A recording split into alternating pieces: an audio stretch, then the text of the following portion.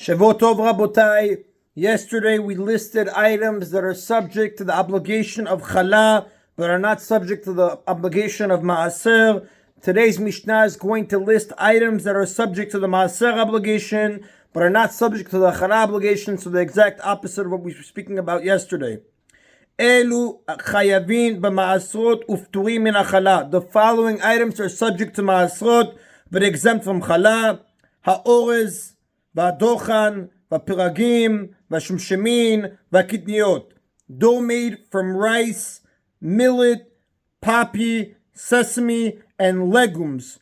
All of these are subject to the obligation of Maasrot, because Maaser applies to any edible produce, not just the 5 species. However, dough from these species is not subject to the obligation of Challah, because only the 5 species are obligated in Challah, like we learned in Mishnah Aleph. Now, if you see in Masechet Maasrot, chapter 1, Mishnah 1, there you see where it discusses that really anything that's edible already is subject to the Maasrot obligation. Now, basically, all types of produce except for the 5 species of grain are obligated in Maasrot, but exempt from Challah. The Mishnah, the reason it listed specifically these items is because it's common to make dough from these items. The Mishnah continues, Ufachot mechameshet reva'im batvua. Also subject to Maasrot, but not to Challah, is dough made from less than 5 reva'im of grain flour, even if it was made from the 5 species. 5 reva'im, the Mefarshim say, is 1 1/4 kav, because a rova is 1/4 of a kav, so 5 reva'im are 1 1/4 kavs. Now, dough made from less than 5 reva'im of flour is subject to Maasrot, because Maasrot applies to any amount, but it is exempt from Challah, because we learn from a pasuk that the minimum amount of Challah that is subject to the Challah obligation is 5 reva'im, and the Mefarshim explain, we will speak about it more in chapter 2, Mishnah 6, but the Mefarshim explain that the exact amount that is subject to Challah, the Challah obligation is actually, is a matter of machloket. The Rav follows the opinion that the amount is slightly more than 1 1/4 kavs, and he understands that it's actually what our Mishnah means. Therefore, if the amount of flour is exactly 1 1/4 kavs, it is also exempt. Now again, like we said, it's subject to a machloket. The Mishnah now lists several other items that are exempt from Challah. Sufganin, which is a sponge-like bread made by mixing flour and water into a batter instead of a thick dough. Now, in addition, Mefarshim say it was fried in oil and honey, or cooked in water rather than baked in an oven. Dubshanim, the Mishnah says dubshanim, which was made by mixing flour and water into a batter and frying it in honey. Iskiritin, wafers made from a very thin batter. Chalat masret, pan loaf, which is made by pouring hot water over dough. The Rav says the dough was placed in a pan and hot water was poured over it. Vamduma, and bread made from meduma, meduma flour, which is a mixture of chulin and tiruma flour. And the Mefarshim explain, biblically, if tiruma and chulin of the same type became mixed together, the mixture is permitted as long as the chulin makes up the majority of the mixture. But the rabbis decreed that even if one part of the tiruma gets mixed into less than 100 parts of chulin, it is treated as tiruma. This mixture is called meduma. We spoke about it in Masechet Tirumot, chapter 4, Mishnah 7. The Mishnah says, Piturim min Challah.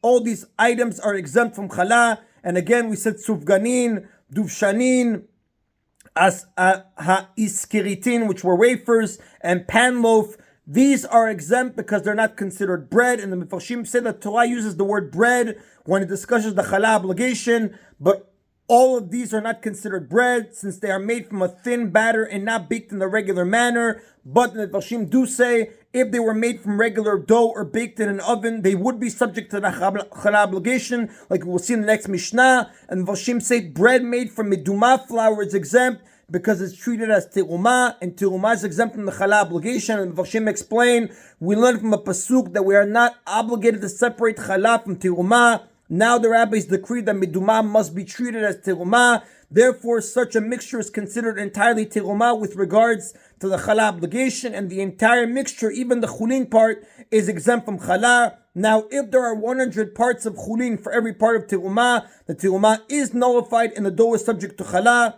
Now, the Mefarshim explain this halakha applies nowadays when the challah obligation is only rabbinic midrabanan, but in earlier times, however, the challah obligation was midoraita of biblical origin. So in those times, miduma would be subject to the challah obligation because the rabbinic prohibition of miduma cannot override the biblical obligation of challah.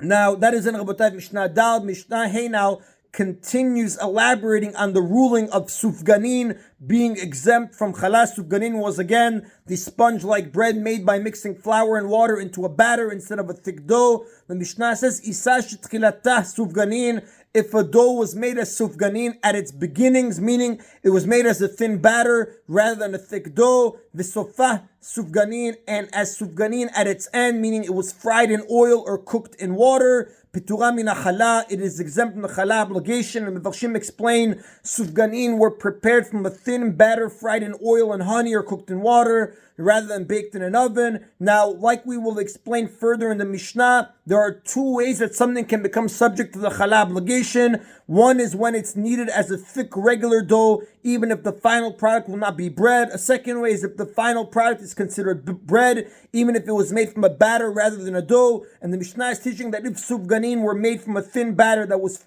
then fried or cooked, they are exempt from challah because neither condition was fulfilled. However, tchilatah isa v'sofah sufganin. However, if it was made as dough at its beginnings, meaning it was made as a thick dough, not a thin batter, and as sufganin at its end, it was fried or cooked, or tchilatah sufganin v'sofah isa, it was made as sufganin at its beginning, it was made from a thin batter, and as dough at its end, meaning it was baked in an oven without liquid, hayevet b'challah, it is obligated in challah, meaning in order for something to be subject to the challah obligation, it must either be made with a type of dough that is normally used for bread, a thick dough as opposed to a batter, even though the final product is not bread, or baked in an oven in the manner that bread is baked, even if it was originally prepared as a batter. And the Mefarshim explain that we are following the opinion of the Rav, who holds that something prepared as a thick dough is subject to challah, regardless of how it's baked. However, most Mefarshim disagree with the Rav. They hold that if one made a thick dough intending to cook it or fry it, it is exempt from challah. See more in Shulchan Aruch Chelek Yoreh De'ah, Siman 329, Lacha 3.